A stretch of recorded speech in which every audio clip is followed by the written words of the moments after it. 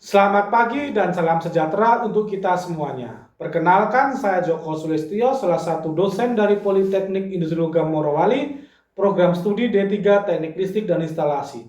Perkenalkan, saya kali ini akan menjelaskan salah satu mata kuliah yang saya ampu, yaitu mata kuliah Praktek Algoritma dan Pemrograman dengan metode DIA atau Delivery, Interaction, and Assessment. Video ini dibuat untuk memenuhi salah satu persyaratan sertifikasi dosen tahun 2025, yaitu pernyataan diri dosen dalam unjuk kerja Tridharma Perguruan Tinggi atau PDD UKT-PT khususnya pada aspek pengajaran.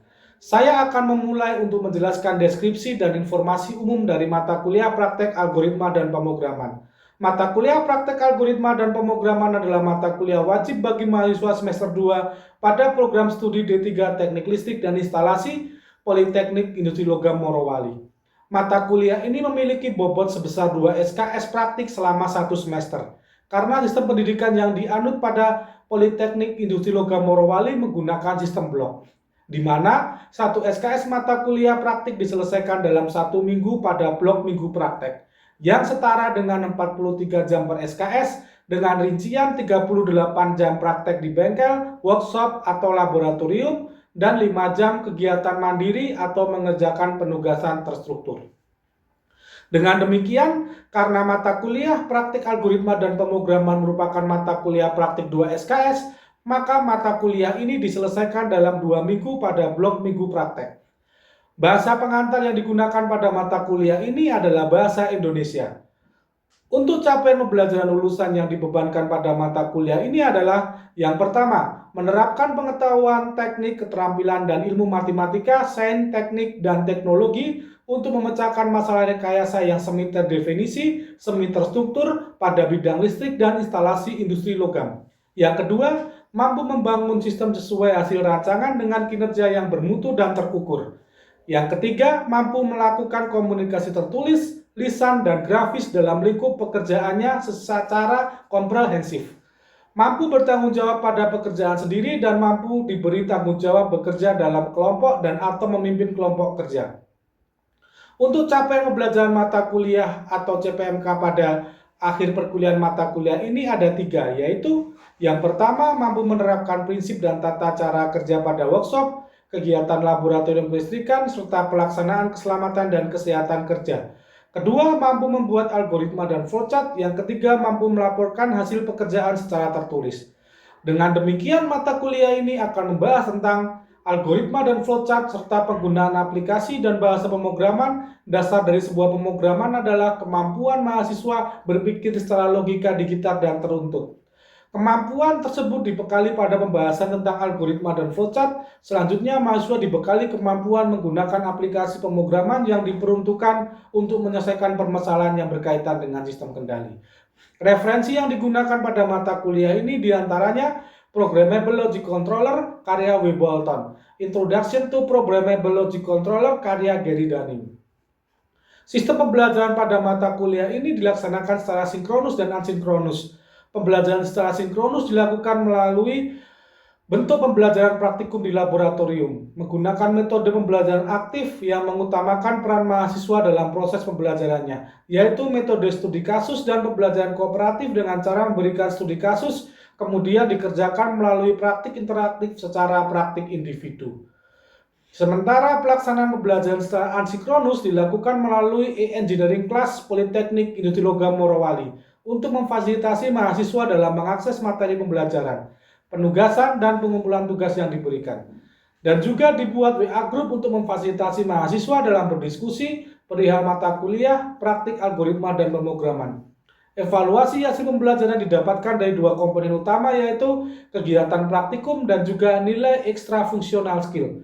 Kegiatan praktikum terdiri dari 8 job sheet studi kasus yang dikerjakan secara mandiri, yang di dalamnya memuat kriteria penilaian proses kerja, penilaian waktu pengerjaan, serta penilaian soft skill berupa kejujuran dan K3. Selanjutnya, penilaian soft skill dinilai secara individu dengan kriteria penilaian berupa laporan dan kedisiplinan. Pembobotan setiap bentuk evaluasi hasil pembelajaran adalah kegiatan praktikum sebanyak 80% dan nilai ekstra fungsional skill sebanyak 20%, dengan total bobot hasil evaluasi pembelajaran sebesar 100%. Demikian informasi yang dapat saya sampaikan mengenai mata kuliah praktik algoritma dan pemrograman untuk mahasiswa program studi D3 Teknik Listrik dan Instalasi Politeknik Industri Logam Morowali. Berikut adalah contoh cuplikan proses pembelajaran yang saya laksanakan secara sinkronus di laboratorium pada hari kelima. Selamat menyaksikan. Baik, selamat pagi semuanya. Pagi, Pak. Sebelum kita mengawali perkuliahan pada pagi hari ini, alangkah baiknya kita berdoa menurut agama dan kepercayaan masing-masing. Berdoa dipersilakan.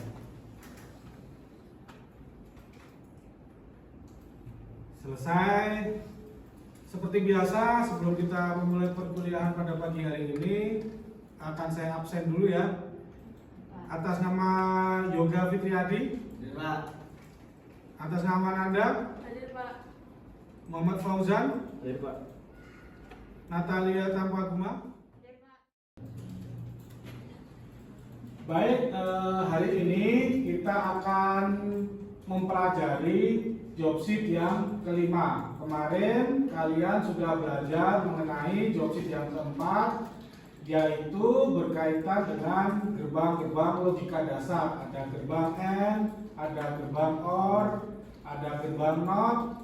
Nah, hari ini kita akan belajar tentang rangkaian sekuensial. Nanti akan saya jelaskan apa itu rangkaian sekuensial. Tetapi rangkaian sekuensial itu tetap akan mengandung logika-logika dasar atau gerbang-gerbang logika dasar yang sudah kalian pelajari pada pertemuan keempat kemarin. Sebelumnya saya ingin bertanya dulu, Risma, bagaimana sebuah logika N itu? N itu, Pak, inputnya 0, outputnya 0. Kalau inputnya 0, 1, outputnya 0. Kalau inputnya 1, 0, outputnya 0. Kalau inputnya 1, 1, outputnya 1. Oke, berarti itu bagaimana? Dia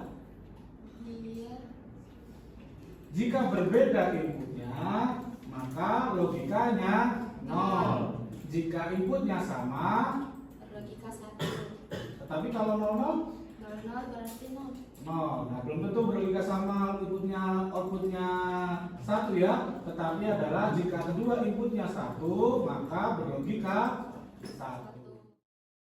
Oke, tadi kita sudah mereview sedikit mengenai materi yang kita bahas di job sheet 4 kemarin, yaitu gerbang-gerbang logika dasar. Sekarang kita akan masuk ke sebuah rangkaian sekuensial. Nah, sebelum kita masuk ke sebuah rangkaian sekuensial, kalian harus tahu dulu apa itu yang disebut dengan sekuensial.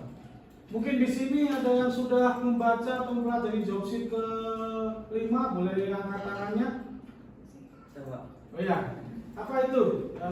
Ozi ya? Ya, Ozi, apa itu sebuah rangkaian sekuensial atau sekuensial itu apa? Sekuensial itu kejadian yang dieksekusi secara berurutan atau bertahap awal hingga akhir, Pak. Oke, betul. Tepuk tangan dulu Pak Ozi.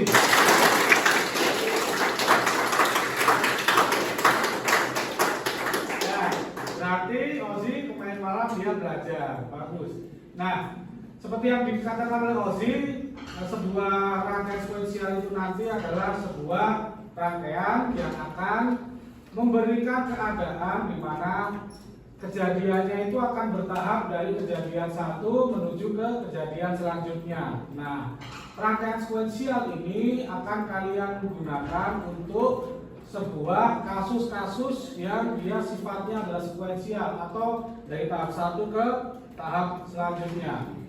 Mungkin bisa dilihat di job sheet kalian, silakan dibuka di job sheet kalian yang job sheet kelima. Baik, sudah dibuka semua job sheet-nya?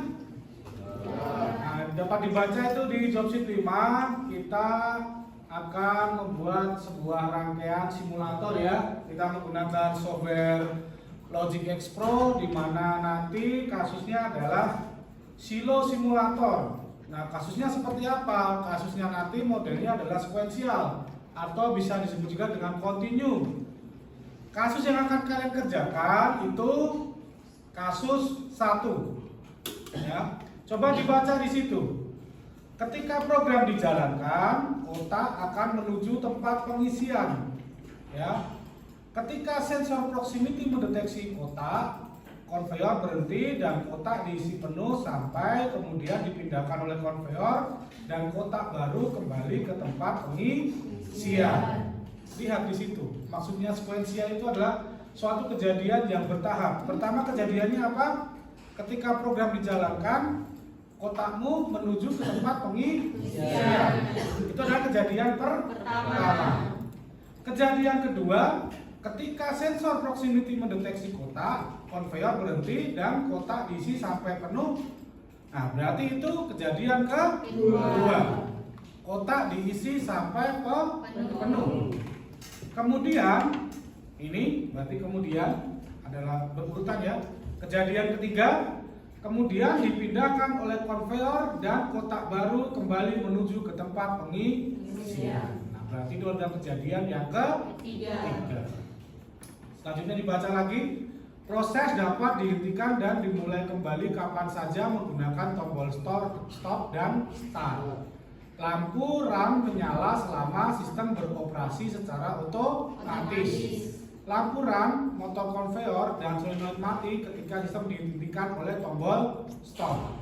Lampu fill akan menyala ketika kotak sedang terisi. Lampu full akan menyala ketika kotak sudah penuh sampai kotak menjauh dari sensor proximity. Nah, berarti dari sini kalian mengetahui ya, setiap kejadian pasti ada pemicunya.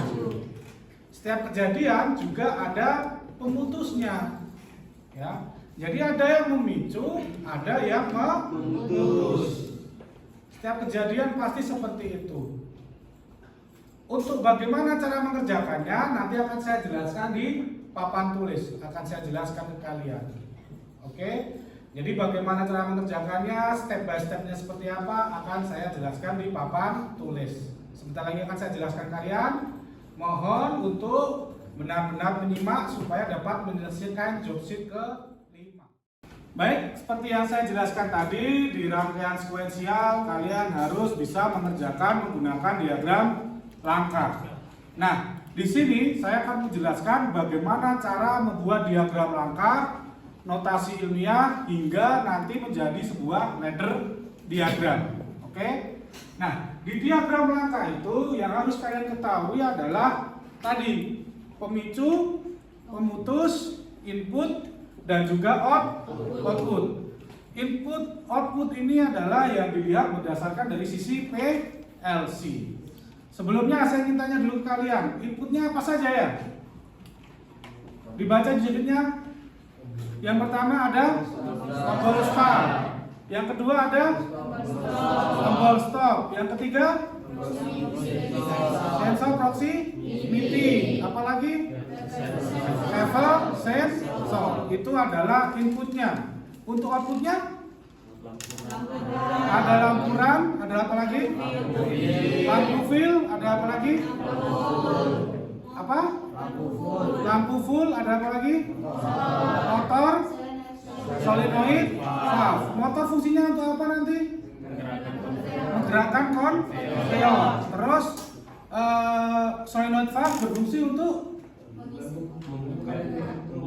membuka menutup silo untuk mengisi di kotaknya. Oke. Di sini saya akan menggambarkan bagaimana caranya membuat sebuah diagram langkah. Yang pertama, kamu harus menuliskan semua outputnya. Saya singkat menggunakan SV aja ya. Apalagi? Lampu RAM. Lampu RAM. Saya tulis RR aja. Apalagi? Lampu fill. Apalagi? Lampu full. Oke. Nah, kalian ketahui bahwa dari setiap output ini dia memiliki dua buah kondisi. Kondisi 0 dan juga 1. Atau kita bisa sebut kondisi mati dan kondisi aktif. Kita tuliskan di sini. Kondisi 0, 1. 0, 1. 0, 1. 0, 1. Oke. Nah, di bagian bawah ini kita baru tuliskan untuk nanti membuat sebuah notasi ilmiahnya. Ya, ada input. Terus setelah itu ada output. Setelah itu ada relay. Nah, kalian harus ingat ini juga. Setiap satu kejadian diwakili oleh satu buah relay. Ya. Jadi kalau kejadian ada 4, ada berapa relay yang kalian gunakan? 4. Kalau ada 3 kejadian, ada berapa relay yang kalian gunakan? 3. Ya. Nah, kejadian didapat dari mana? Dari soal. Oke. Yuk, bacakan ke saya kejadian pertama. Apa? Ketika tombol start dipencet, motor menuju ke tempat pengisian. Kotak menuju ke tempat pengisian. Berarti yang aktif siapa? Motor. Nah, karena motor aktif, berarti dia ada transisi menuju 0 ke 1. Ya. 0 ke 1. Oke. Dari tidak aktif menjadi aktif. Siapa pemicunya?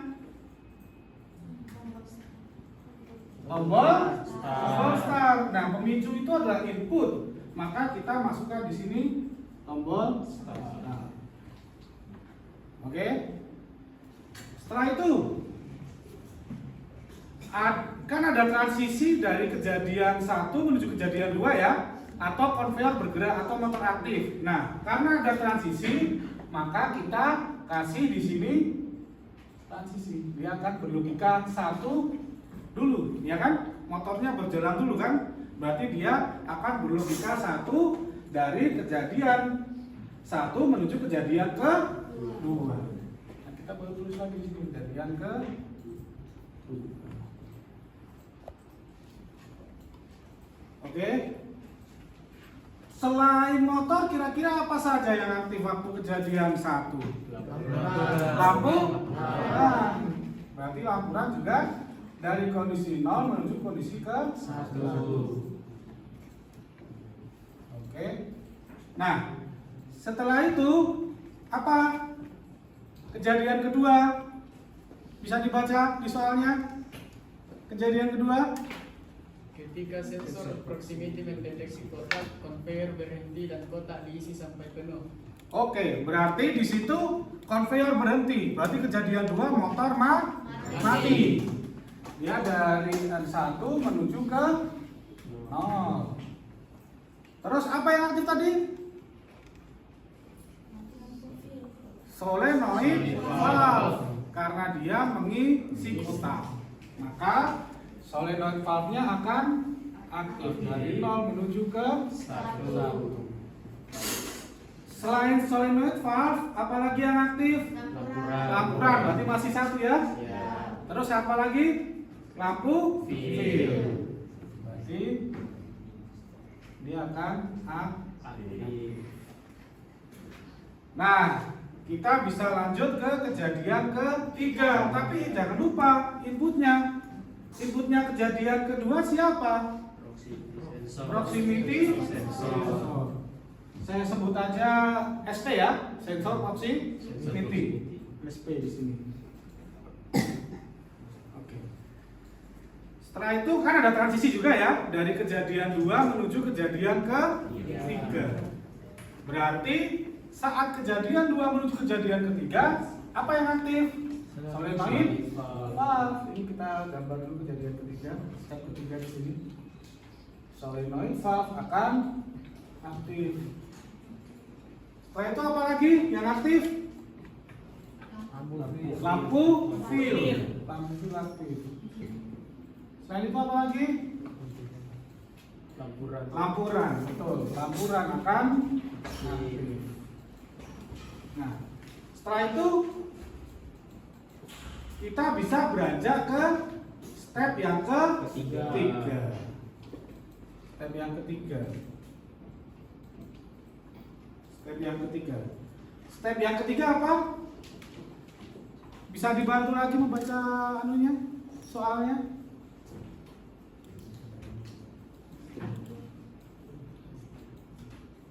Kejadian yang ketiga. Kejadian ketiga, ketika kotak diisi sampai penuh kemudian dipindahkan oleh konveyor dan kotak baru kembali menuju ke tempat pengisian. Nah, berarti bagaimana? Siapa pemicunya? Berarti kejadian ketiga.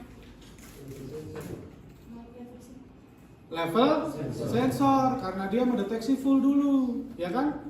Dia mendeteksi full dulu. Kita perlu di sini pemicunya adalah level sensor. Oke.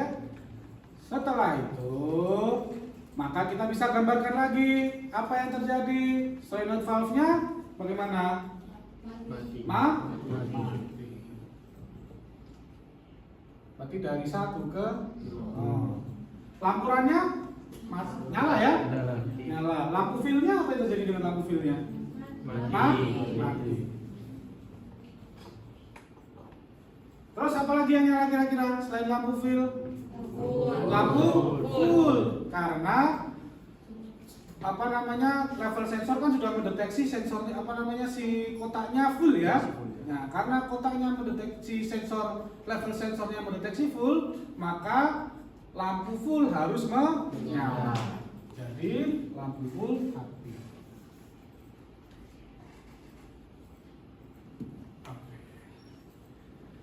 Nah, ini kejadian ketiga. Setelah itu kita beranjak ke kejadian keempat.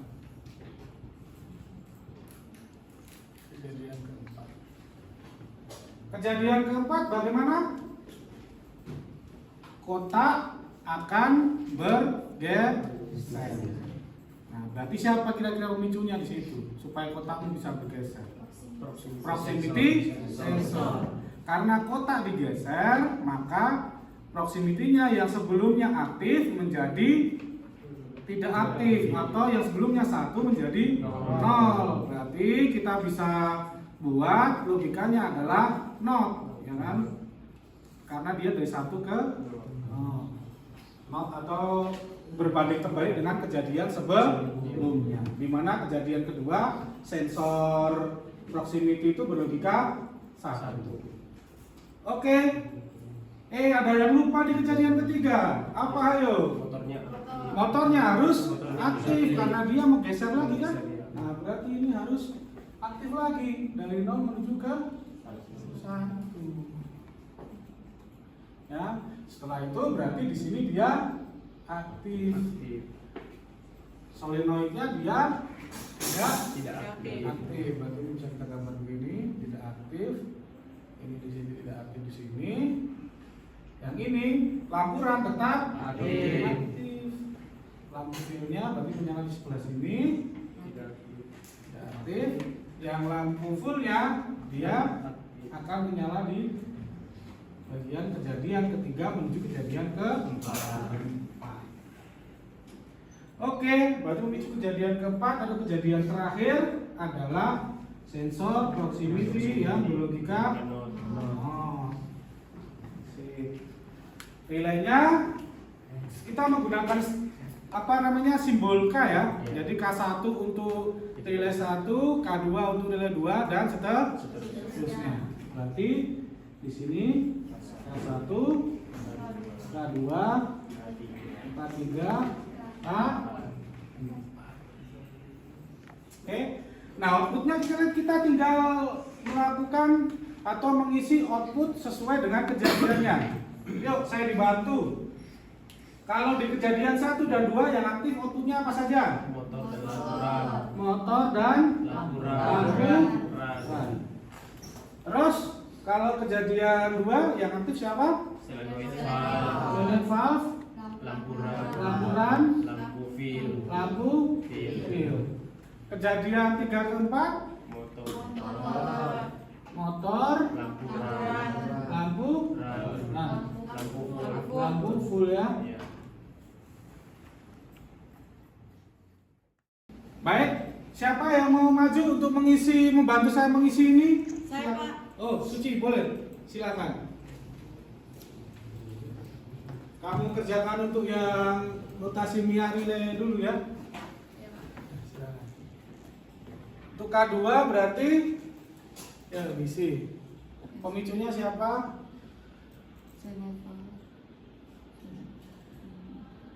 Oke, sensor proximity. Holdingnya K2, pemutusnya K1. Untuk K3 LS level sensor untuk pemicunya, K3 untuk holdingnya, K2 untuk pemutus. Untuk K4 ada sensor proximity, K4. Apakah betul pemicunya? Salah, harusnya apa? Ada notnya. Nah. Oke, terima kasih Suci, sudah dibantu. Ini yang udah betul ya. Tepuk tangan dulu buat Suci. Oke, langkah selanjutnya adalah membuat diagram atau notasi ilmiah ini dari diagram langkah menjadi sebuah ladder. Saya kasih contoh dulu ya. Untuk K1 berarti S ditambah K1, kalau plus berarti di paralel atau di seri? Di paralel. Oke, berarti S di paralel dengan K1. Setelah itu dikali K4 not. Berarti kali seri apa paralel? Seri. Seri dengan K4 not. Nah, kalau K4 not kita tahu bahwa seandainya dia tidak ada notasi not di sini adalah normally open. Kalau ada notnya berarti normally close. Baru ini adalah K4. Ini K1. Oke. Contohnya satu saja ya. Nanti sisanya kalian kerjakan di komputer kalian masing-masing. Setelah itu disimulasikan. Setelah itu kalian maju, kalian nanti mengisi kartu kontrol untuk saya nilai. Baik, selanjutnya silakan dilanjutkan dan sudah bisa mencoba di komputer kalian masing-masing.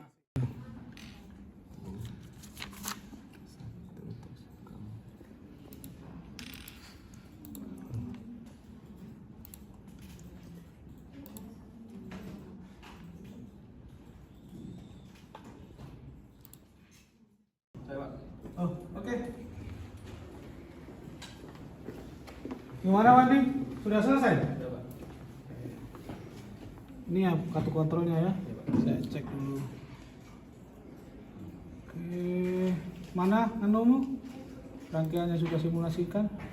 Oke. Coba pencet tombol start dulu.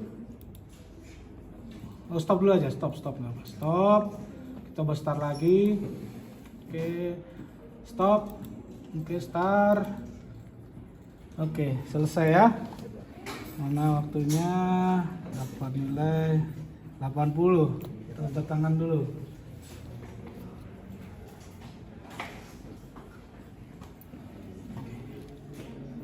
Oke, selesai ya. Job sheet ke-5 ya. Ya, Pak.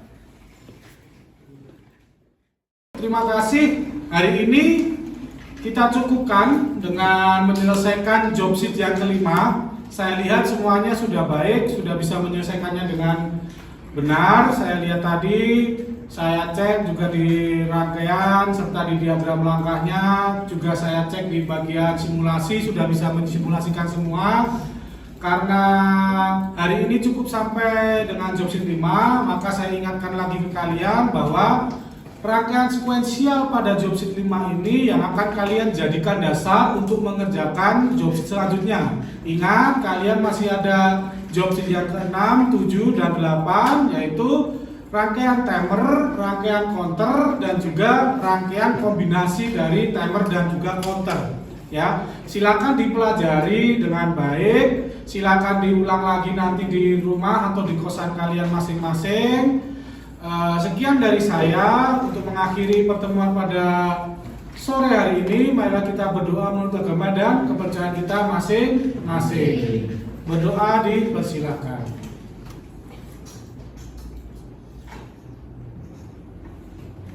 Selesai. Terima kasih atas praktikum pada hari ini. Sampai jumpa lagi di praktikum selanjutnya, yaitu besok pagi. Sekian dari saya. Hati-hati dalam perjalanan kalian pulang ke rumah atau kosan kalian masing-masing. Selamat sore ya anak-anak.